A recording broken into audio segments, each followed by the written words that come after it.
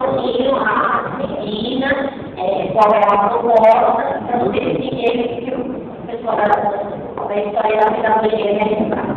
Na verdade, assim, alguns cursos na educação têm uma disciplina chamada educação inclusiva ou educação especial.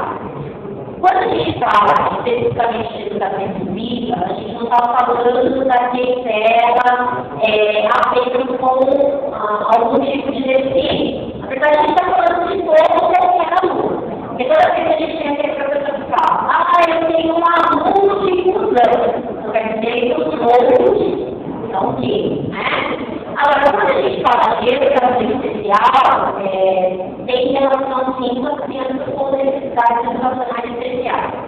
E é uma coisa que está criando muita polêmica, e é natural que seja criada essa polêmica, porque quem tem um pouco mais de idade aqui não conviveu com pessoas com deficiência nas suas aulas. Muitas famílias acabaram excluídas das pessoas de alguma maneira, que, enfim, não sabiam lidar com a situação, e hoje esse aluno, a gente vai receber esse aluno na sala comum.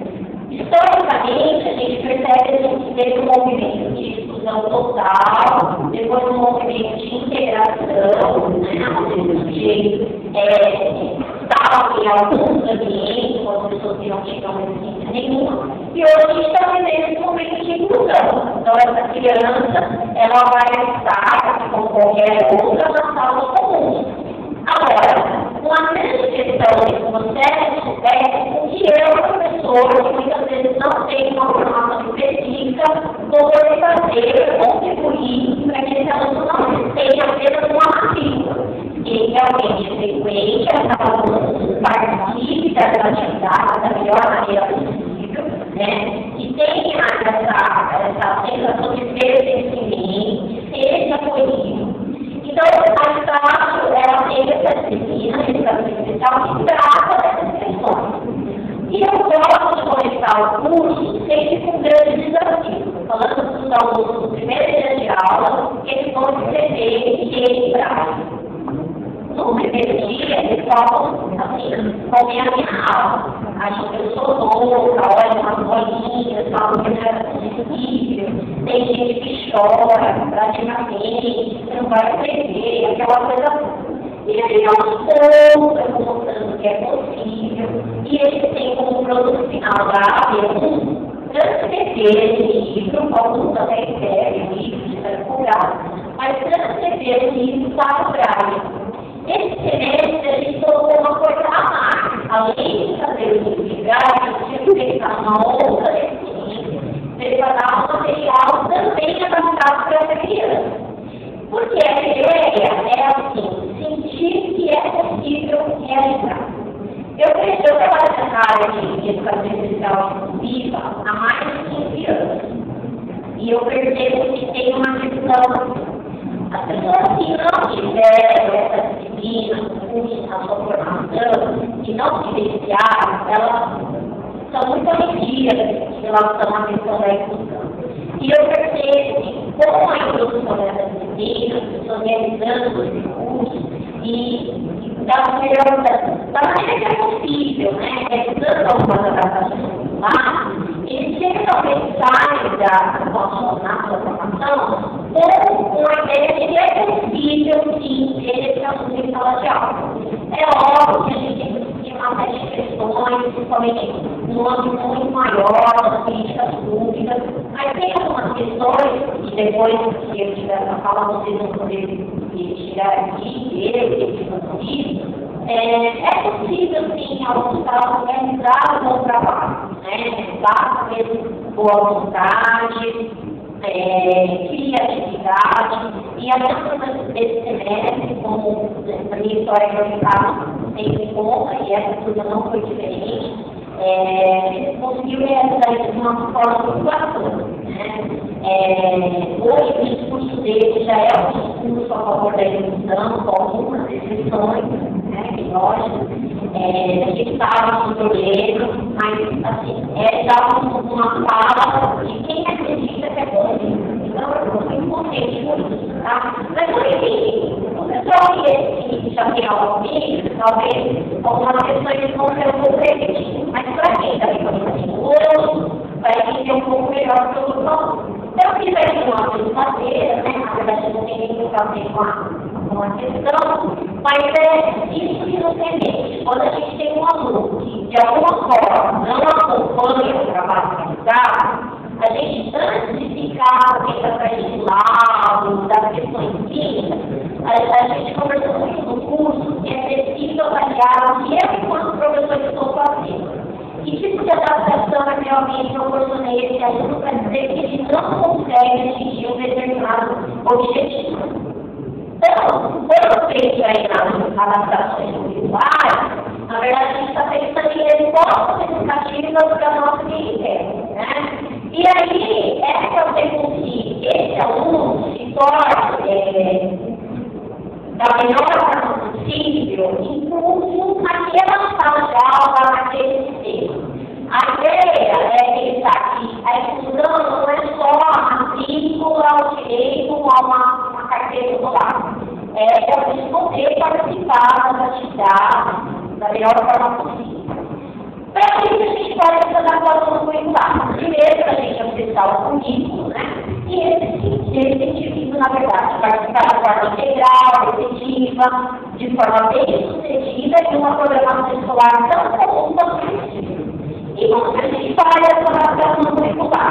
Na verdade, a gente vai ter que pensar em políticas públicas, vai ter que pensar o projeto pedagógico dessa escola e vai ter que pensar o plano de aula desse professor. Quando construído assim, na verdade, isso no TEMET é pensar a respeito das adaptações de transporte. Quando eu falo de adaptações de transporte, estou pensando mesmo em termos de políticas públicas, em mudanças administrativas, financeiras, de processual, essas coisas que chegam na escola completamente decididas e a gente não tem muito o que fazer a respeito disso. Quando a gente está pensando em adaptação curricular de pequeno porte, nós estamos nos dirigindo especificamente ao professor. É até ideia mesmo, você fechar suas portas e poder testar um trabalho que você acredita, né? Então, tem muitas coisas que aí o pessoal da pedagogia da história conseguiram demonstrar de uma maneira muito bacana, que é possível você sim, enquanto professor, né? É lógico que a gente não tem como fugir do projeto político pedagógico, as adaptações devem ser discutidas nos horários de trabalho coletivo, mas muita coisa depende mesmo da ação do professor na sala de aula. Aí, por que a gente está falando isso? Carlos de Andrade, a gente disse que as leis, os ditos não nascem das leis, né? E é verdade, muita coisa feita mesmo, a gente tem que avaliar, refletir, mas a gente tem uma legislação assim. Né? E a nossa legislação, não é só a brasileira, a legislação mundial, ela prevê a questão da inclusão, e da inclusão das crianças com necessidades educacionais especiais. Aí o que acontece? Para que isso aconteça, a gente está pensando nessa criança no ambiente o menos restritivo possível, né? Então a gente está pensando assim, ou educação especial, serviços de apoio, mas serviços de apoio que funcionem sempre no contato. A gente não está pensando mais naquela ideia de escola especial, você com algumas situações muito específicas, tá? Quando a gente fala de inclusão, quando eu ponho ele, o aluno com necessidades educacionais especiais. A gente está pensando em ter auxílio e apoios adequados. Então, a gente também não pode entender a inclusão como uma forma de baratear custos, né? Eu como história de vida, assim, eu trabalhei muitos anos com uma prefeitura como professora, e assim, temos que falar, não vão rir, mas é a verdade. Eu lembro assim, que eu ganhava, sei lá, na época há muitos anos, R$1.400, né? Ou professor especializado. Eu tinha uma sala especial, com 12 alunos, 2 auxiliares, é pouco de salário, né? Mas o meu amigo da sala comum, que hoje acabou, todos os alunos que eu passava eram meus, eles ganhavam R$1.400 familiares do menos de falar. Então, a gente tem o histórico do professor de educação especial ter pouco ainda, mas ter um salário um pouco melhor. E aí tem as questões mesmo de o número reduzido de alunos por sala, as prefeituras tinham um auxiliar na casa ajudando e tal. Então, a gente não pode entender que esse processo de discussão funciona melhor para nós filhos. Eles simplesmente fecharam o sala, a minha era o meio, né?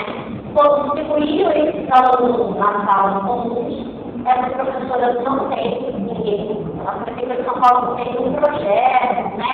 Também não é o ideal, mas tudo também na propaganda, de algumas instituições, mas aquele espaço inteiro, como auxiliar, porque a gente também não tem um profissional sempre disponível. Mas assim, tem uma parte muito devagar, né?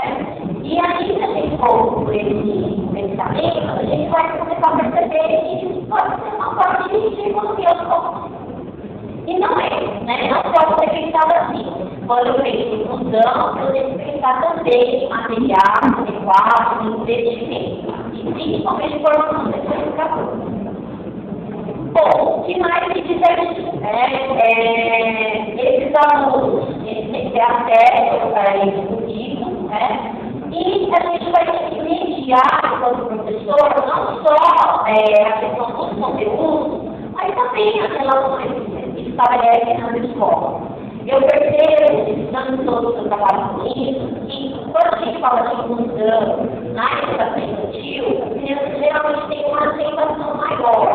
Quando a gente fala de primeiro ao quinto ano, também não é tão complicado. Mas quando a gente tem um adolescente, talvez isso até venha combinar com a questão de alguma restrição até bem diferente, não exatamente a questão da deficiência, a coisa começa a ficar um pouco mais complicada.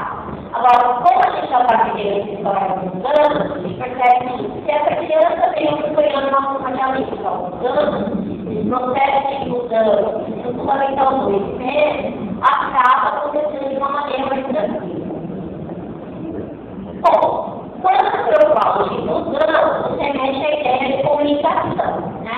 Que é a questão mesmo que a comunicação é a chave do sucesso. Então, todos os alunos precisam ter alguma maneira para indicar para os professores que os objetivos curriculares vão ser alcançados. E precisa ter socialmente, tanto os colegas quanto os alunos. Usualmente, a gente acaba tendo a questão da linguagem oral escrita ou uma forma básica da gente estar trabalhando com as crianças. Só que muitas das crianças com necessidades educacionais especiais, elas não vão se comunicar da mesma forma que a gente. A gente vai ter que pensar algumas questões, né? Então, caso possamos participar plenamente, poder exercício de uma escolaridade inclusiva, pode ser necessário a adaptação. Então, vamos lá. Eu pensei que, como a gente não consegue materiais, e talvez para vocês seja algo que não é comum, eu pensei na gente falar de algumas deficiências específicas, tá? Então, eu trouxe aqui para vocês, por exemplo, fala do tipo de consistência em sala de aula, um aluno com baixa visão. Então, nosso curso até a gente acabou trabalhando muito com essa questão da deficiência visual, né?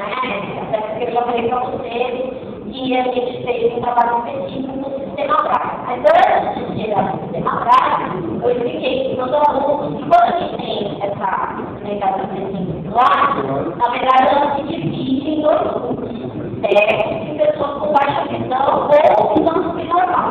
Então, quando eu vejo em equilíbrio visual, que é esse sujeito aí com baixa visão, eu tenho várias formas de ter esse revídeo.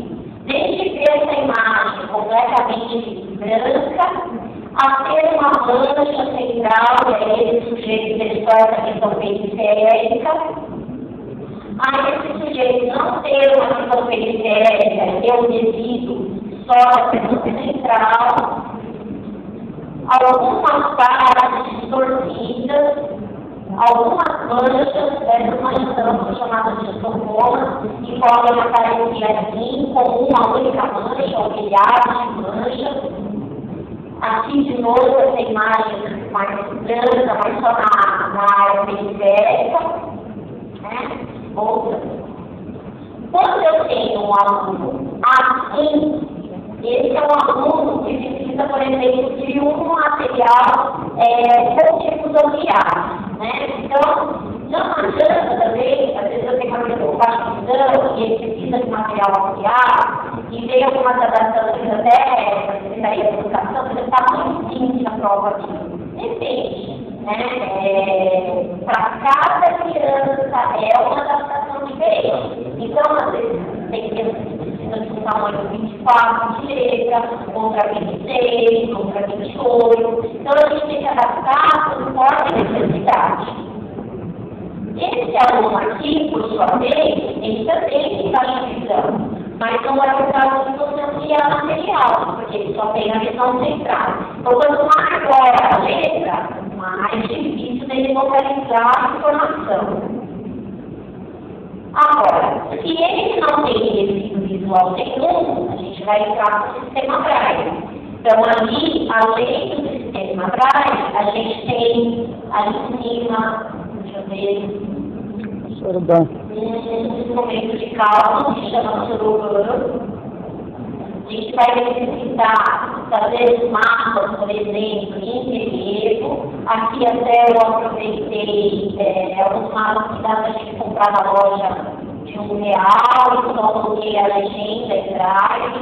A gente vai ter que trabalhar nesse espaço de uma maneira mais adequada, então trabalhar com ele na questão das maquetes. Aqui, como é que eu ensino o sistema Braille, então eu nunca começo com esse instrumento, que se chama RLS, eu coloquei um ali para vocês poderem manusear, porque existe uma coordenação motora-fina muito específica, né? Então a gente sempre começa com um material maior, até aproximar e chegar aqui. Na verdade, esse material que a gente chama de RLS, que foi o material que a gente faz aqui hoje no não é o ideal. A gente tem a máquina Braille, mas infelizmente os nossos alunos ainda murcho. Então, a máquina Braille é uma máquina de R$1.600, são poucas famílias que têm acesso a isso. E mesmo a mulher, hoje está um pouquinho mais em conta, mas a gente já chegou a pagar uns R$30. Infelizmente, não são todas as prefeituras que fornecem o material, então as coisas acabam se complicando. Por isso que algumas pessoas sofrer e ia vender no creche. Uma coisa que é necessária foi o tipo de aluno a trabalhar muito com miniaturas, questões mais palpáveis, né, para trazer a realidade por mais longe que seja dele, né? E assim os só, vocês vão ver a exposição que eles tiveram uma preocupação muito grande em adaptar. Na verdade, eu até hoje, tem mais de 15 anos que eu trabalho nessa área, eu nunca tive nada que eu não conseguisse adaptar. Então eu não acredito que tem alguém que vai falar, não é possível. Tem um pouco de criatividade, algumas coisas já estão conseguindo estar mudando, outras a gente vai tentar fazer. E uma questão que é muito legal hoje em dia é a utilização dos recursos na área de informática, né?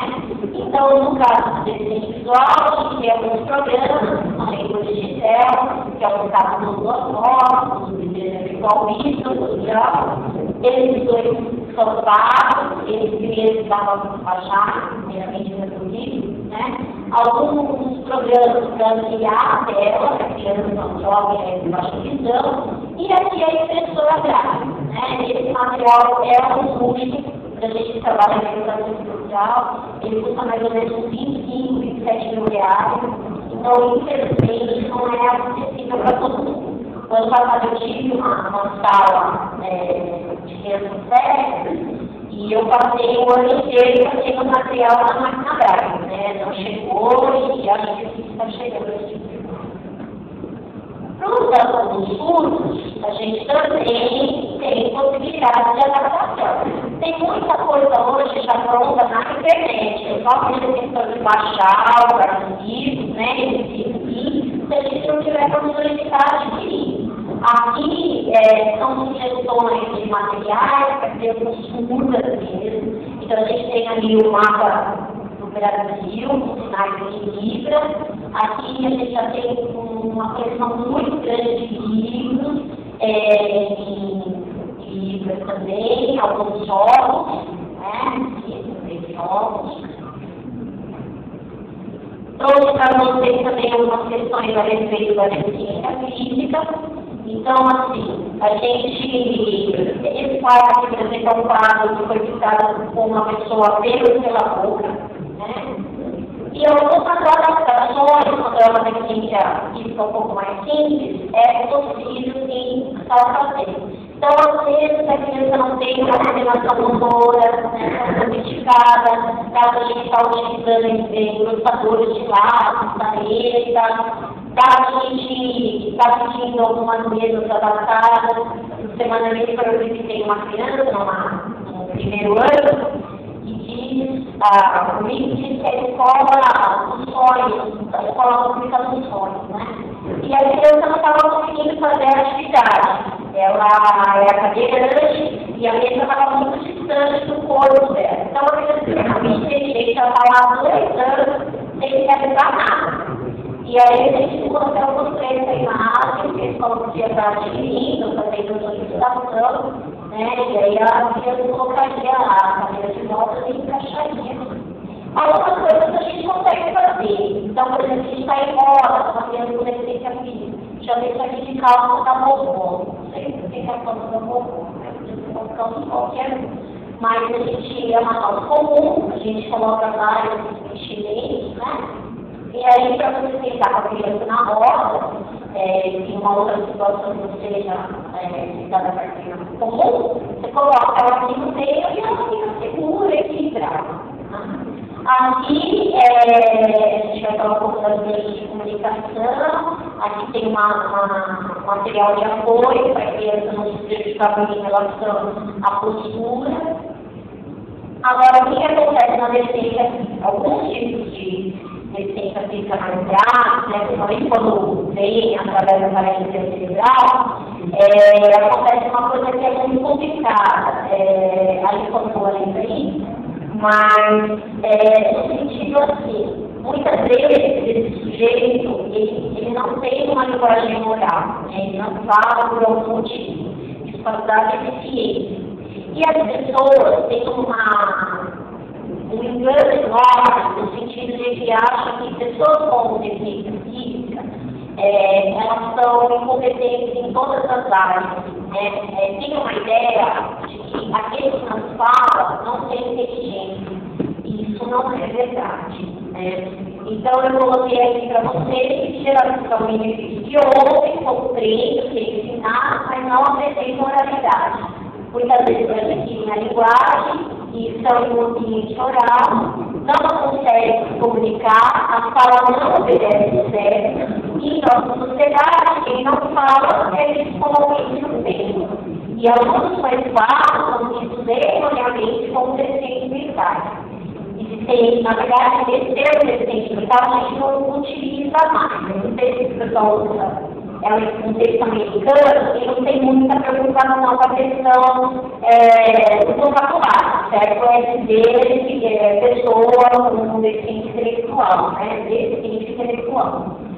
Enfim, esse indivíduo que tem a deficiência que não tem oralidade, geralmente aí tem uma expectativa pequena em relação ao seu desenvolvimento. Então, eu mostrei para ele que não necessariamente para escrever, a gente precisa estar utilizando só as mãos, né? Aqui a gente tem esse menino, tem esse parecido que escreve perfeitamente, né? E em alguns momentos, isso aqui não vai ser possível, alguns tipos de deficiência, a criança não consegue mexer nem a cabeça. E aí, às vezes, o que a gente vai ter como comunicação é o sorriso dele, um piscar, e a gente vai ter que achar o que é melhor de comunicação. Então, tornar esse vídeo, quando a gente fala desse sentido, a gente vai pensar em comunicação suplementar e alternativa. Então, é uma forma de trabalhar, tornando esse indivíduo apto a ficar com aplicando da melhor forma possível. Quando a gente tem esse tipo de indivíduo, quando ele não movimenta, nem mesmo, a gente vai poder utilizar o que a gente chama de prancha de comunicação. Então, essa prancha de comunicação, e aí eu tenho outros exemplos aqui, a gente vai, a criança vai poder usar, às vezes, com contexto, ou só conseguir movimentar isso, mas, em geral, quando a gente chega nesse nível de trabalho, é uma criança que precisa muito de alguém para apoiar. Você diz para os seus alunos que é uma criança que vai precisar de incrível, porque ele não precisa entender o que ele está fazendo, e ele está pensando sobre a precisa ter trabalhar. Só que ele vai utilizar esses pontos de desenho, e aí para cada aula, para cada momento na escola, a gente vai ter pranchas de comunicação diferentes, e ele vai estar mostrando para a gente o que ele está pensando a respeito daquele assunto. Então, quando ele coloca a criança pode responder, olhando para a resposta, e as alternativas de atividades poderão ser apresentadas em cartões com símbolos, objetos ou figuras. A criança, para se escrever, finalizando com a cabeça. Então, geralmente, o escriba, ele vai falar assim, nós vamos fazer uma atividade na biblioteca. O que você prefere pintar? Um caminho, a boneca? Vamos pensar que a gente vai ter uma imagem aqui, tem especificamente na questão do brincar. A criança vai se complicar, da melhor forma possível, mas vamos imaginar que é um brincar com sim. Então ele vai se perguntar para a criança, você quer brincar com um caminhão? Se ela brincar, sim. Se ela não brincar, não. Alguém se pergunta, é a boneca? Porque a gente tem uma linha de, não só o desejo, mas como todas as pessoas que têm uma deficiência, decidir por ela, pensar por ela, achar que a respeito de tudo somos nós que temos propriedade. Isso não é verdade. Eu vejo muitas pessoas hoje falando assim, você anda na questão das escolas, das empresas, as pessoas vão ter que uma coisa tão complicada. Esse sujeito chega na empresa, acha que pode fazer o que quer, tem rotina, não sabe decidir nada.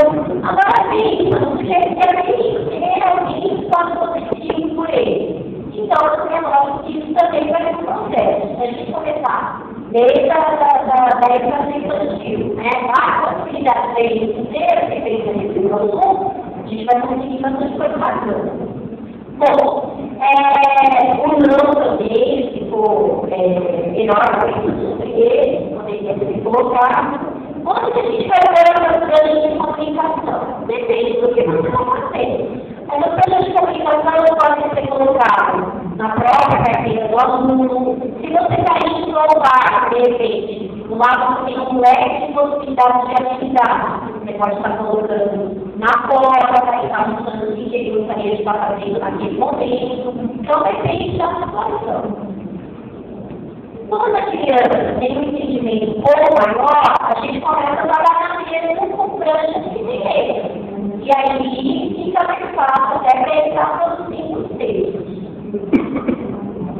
Uma outra coisa que é comum dentro dessas pranchas de comunicação, está realizando pranchas específicas de questões que a gente trabalha na sala de aula. Então, essa, por exemplo, foi uma música que era comum na escola infantil, a gente viu outros sites, e já tinha um desenho em forma de prancha.